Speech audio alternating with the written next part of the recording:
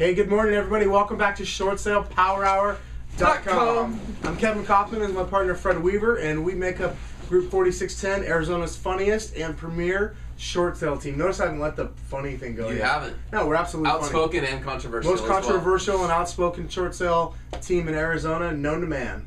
Yes. So, hey guys, Monday was our mindset topic, and yesterday we started talking a little bit around strategic default. So, let's continue right into that conversation. We talked about an Experian report that came out that was reported on Housing Wire this week, Kevin. But I know last week there was a lot of talk, and maybe this went over some people's heads, so I think it'd be a good topic here.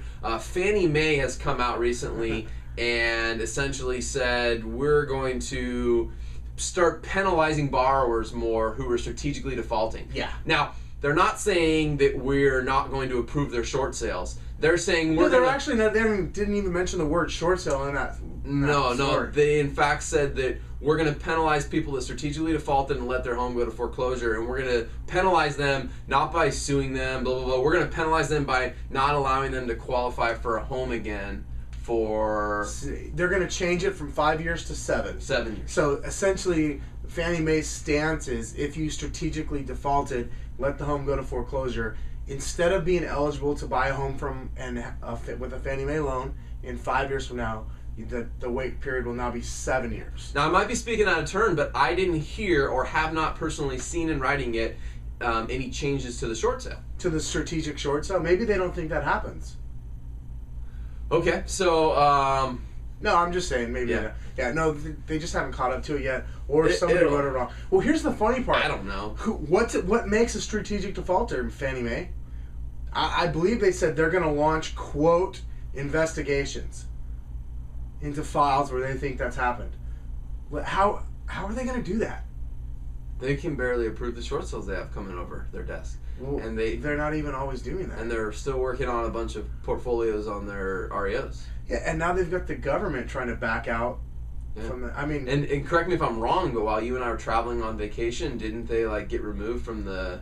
they were delisted. Delisted from the New York Stock Exchange? Yeah, Fannie and Freddie. Yeah.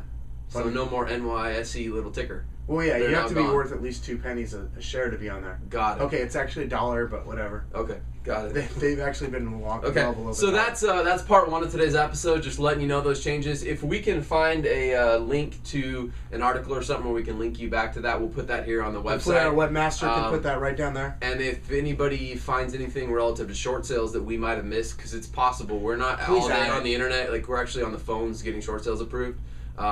Coach, if you find something, put it down there. Yeah, put it down there so we can keep content fresh here, because we're certainly not claiming that we went out and did a year's worth of research on this topic. No, we just wanted to talk around the subject of the contractual option of strategic default. So let's go into that, Kevin. What do you mean by a borrower has a contractual option? When I say contractual option, what I mean is, as a borrower, you have the option to make your payments every month.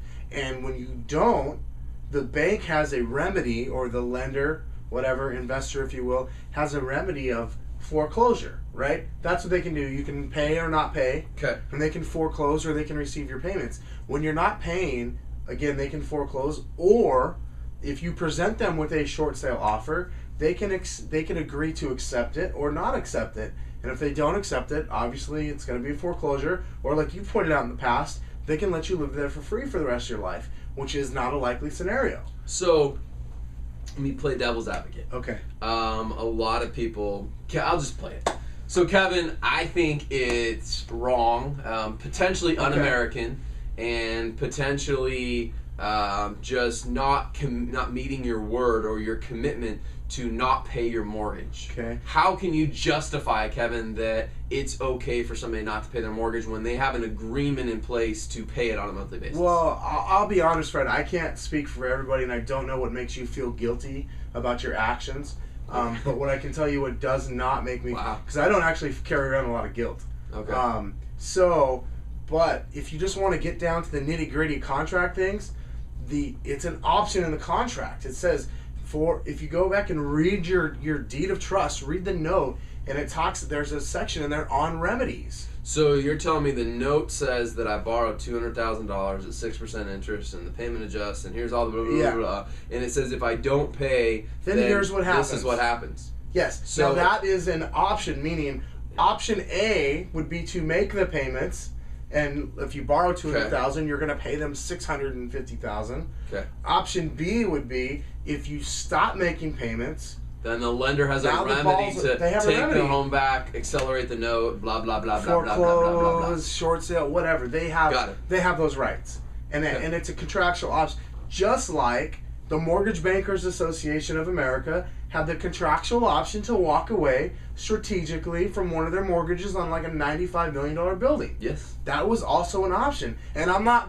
I'm not banging on them for doing that. Well, I bang on the double standard of That's what they did it, and then they tell other people not to. They tell you not to. But I don't have a But they problem do it with what themselves. they did. No. Because I would be the Strategically in double-faced business- person if I said Right. they can't do that, but homeowners can. Yeah, absolutely. No, it's it's- okay for everybody, apparently. I mean, we have in the business world. I worked for, a few major corporations before I got into real estate. Yeah, I got name them on this show. Chase Bank One, Green Tree, and GE Money. And I can tell you right now, at some point, 3 of those 4 all went under some sort of debt restructuring.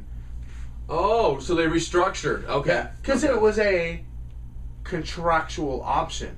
Got it. They can not make their debt payments or their loan payments, Uh-huh. and then there's a consequence for that.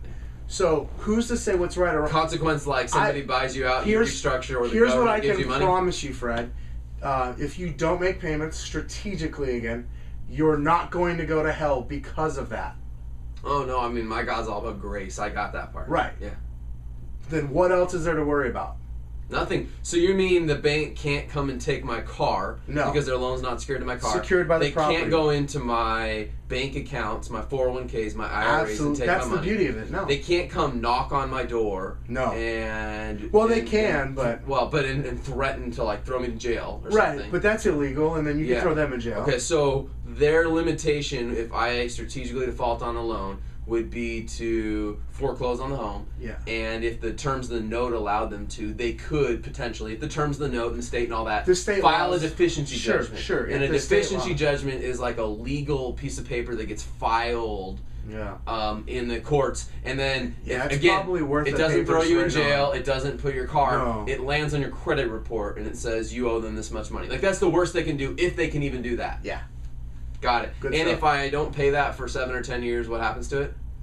Goes away. It vanishes. So it's like fake money. It's like monopoly. It's kind of like the U.S. dollar. So like our whole system is set up on Complete this joke. whole. It's a complete joke. Okay, got it. It's a complete joke, and it's not even real. Got it. Well, it's such a joke that like we all continue to play in it. So I mean. Yeah, no, it's such a joke. Yeah, we absolutely Yeah, I mean, still we do. operate off of it. Yeah. It's a joke.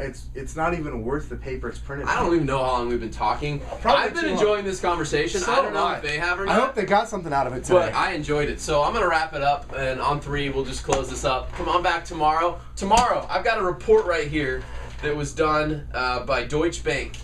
And they basically ranked how quickly servicers respond to your short sale requests. And I'm going to throw it out there and see if you agree with what they say. Come on back tomorrow to find out who they say is the best and the quickest at short sale processing. Short sale power hour! Short sale power hour.